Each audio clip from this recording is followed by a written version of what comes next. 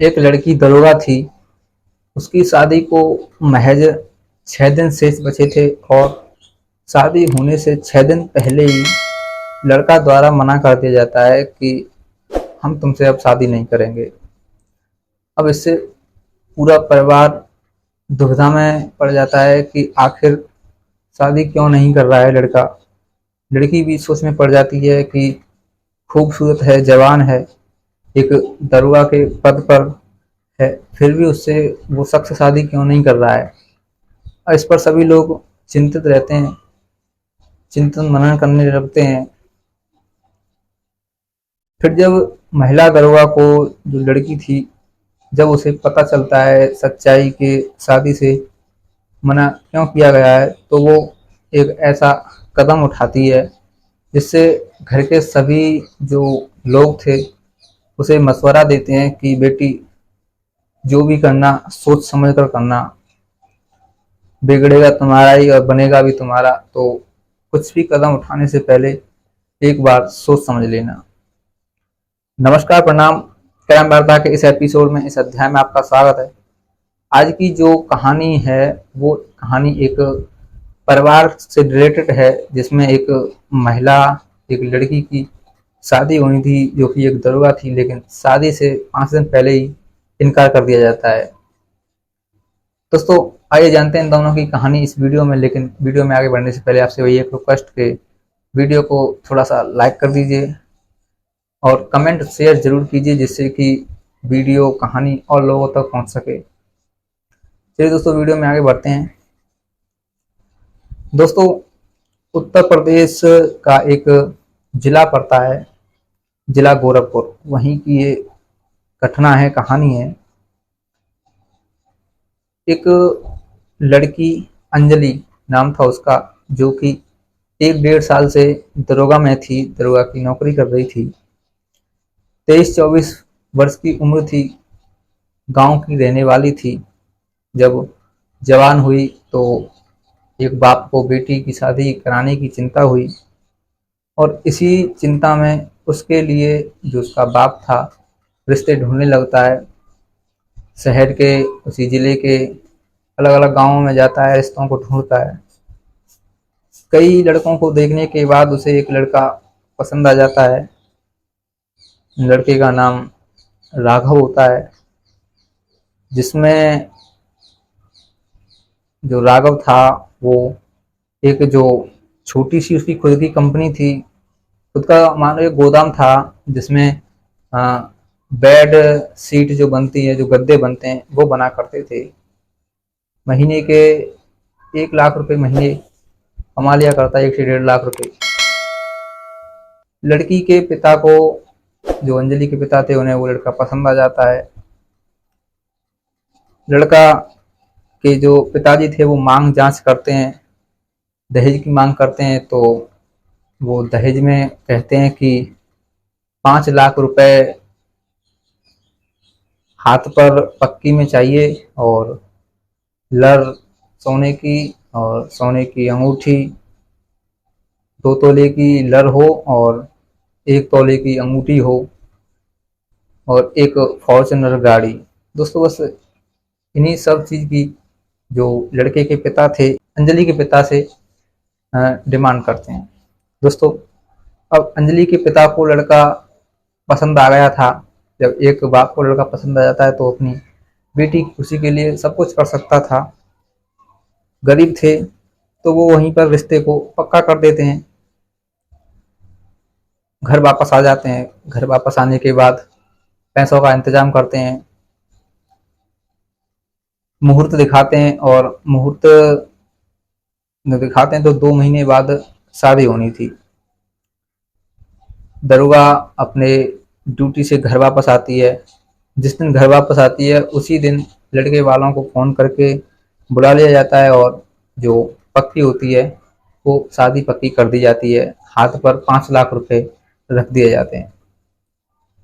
समय ऐसे ही गुजरता चलता है। फिर एक दिन ऐसा आता है जब शादी होनी थी, और शादी से 6 दिन या 7 दिन हुए होंगे।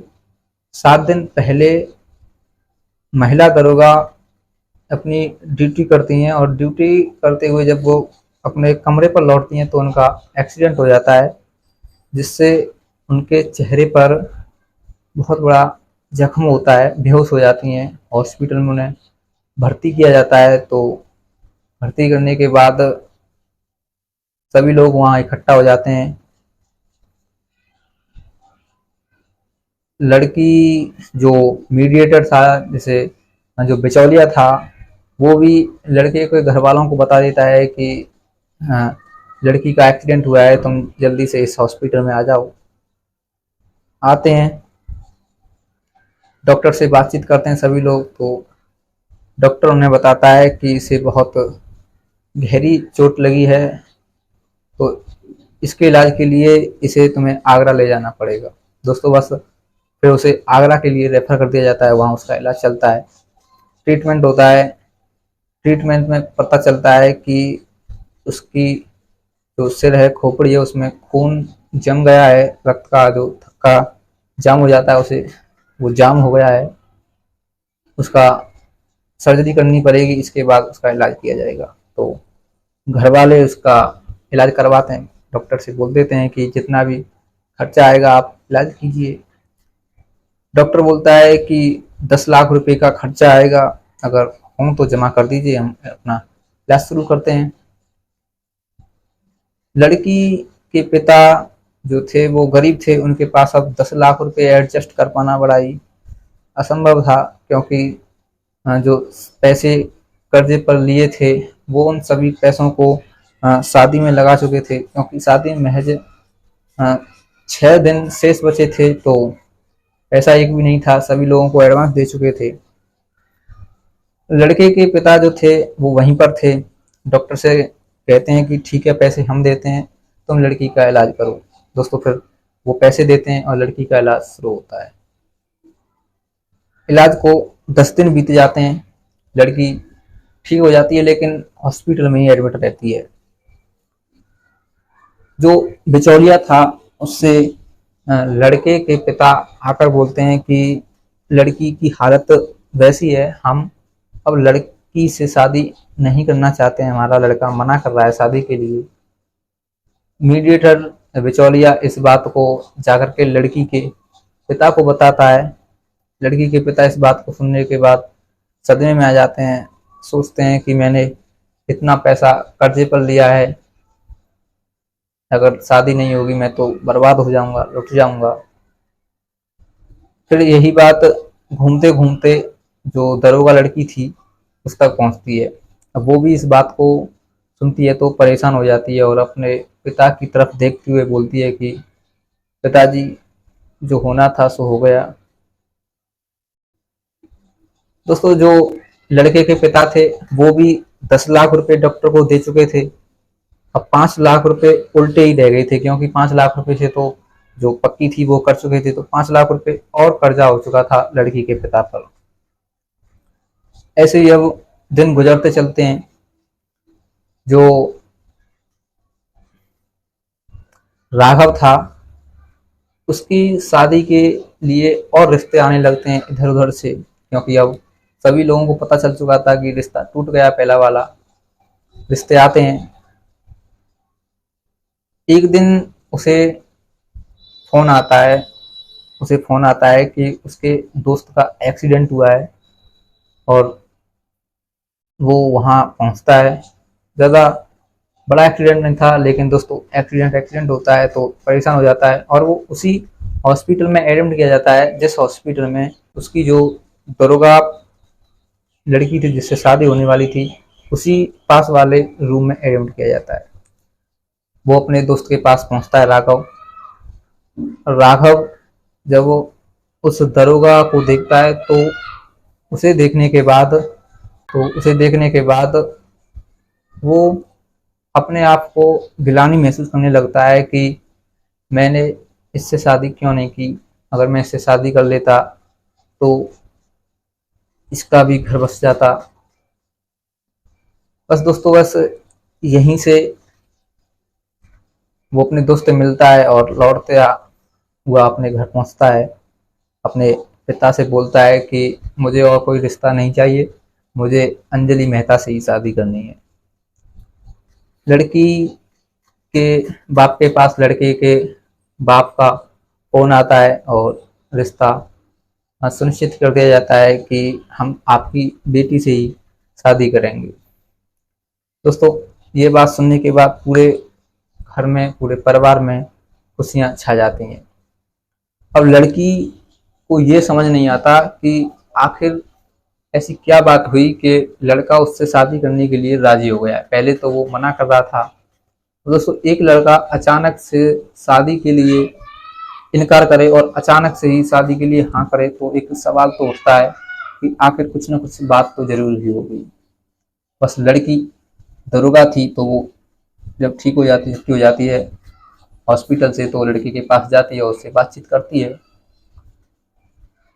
पूछती है कि तुमने पहले मुझे रिजेक्ट किया, फिर शादी के लिए हाँ की, ऐसा क्या कारण है कि तुमने शादी के लिए हाँ की। हाँ, राघव बोलता है कि देखो, जो तुम्हें रिजेक्ट करने के पीछे जो कारण था, वो कारण मैं नहीं था। कारण मेरे पिताजी थे। उनका मानना था कि तुम्हारे सिर में गहरी चोट लगी है, तुम बार बार बीमार पड़ती रहोगी, तो मेरे पिता ने शादी के लिए मना किया। लेकिन मैंने मना नहीं किया था, और अब तुमको जब मैंने ऐसी हालत में देखा तो मुझे अच्छा नहीं लगा, मुझे बहुत बुरा लगा। मैंने सोचा कि तुम्हारे पिता ने इतना कर्जा लिया है, तुम कहाँ जाओगी, कैसे रहोगी, इसलिए मैंने तुमसे शादी करने का डिसीजन लिया है। राघव की बात जब अंजलि ने ये सुनी तो वो हताश हो गई। वो अचंभे में पड़ गई कि इतना सच्चा पति शायद उसे कहीं नहीं मिलेगा। दोस्तों, बस वो अ, उस बीच मैदान में ही राघव के गले से लग जाती है और फूट फूट कर रोने लगती है। इस तरह से दोस्तों उन दोनों का रिश्ता पक्का हो जाता है। तो दोस्तों, कैसी लगी कहानी? अगर कहानी अच्छी लगी हो तो वीडियो को थोड़ा सा लाइक कर दीजिए, और अगर चैनल पर पहली बार आए तो चैनल को भी सब्सक्राइब कर लीजिए, जिससे कि मेरा मनोबल बना रहे और मैं आपके लिए ऐसी सच्ची सच्ची कहानी लाता रहूं। तो दोस्तों, इस कहानी के द्वारा मैं आप सभी से केवल यही कहना चाहूँगा कि कोई भी रिश्ता देखने से पहले 100 बार सोच लें कि वो आपके लिए, आपके लायक है या नहीं है। क्योंकि आप अपनी बेटी का रिश्ता जोड़ने के लिए जा रहे हैं, आप अपनी बेटी को एक ऐसी जगह छोड़ने के लिए जाते हैं जहां उसे अपनी ज़िंदगी गुजारनी है।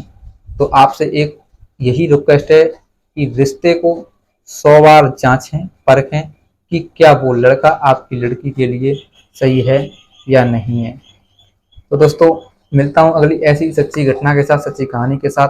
तब तक के लिए जय हिंद, जय भारत।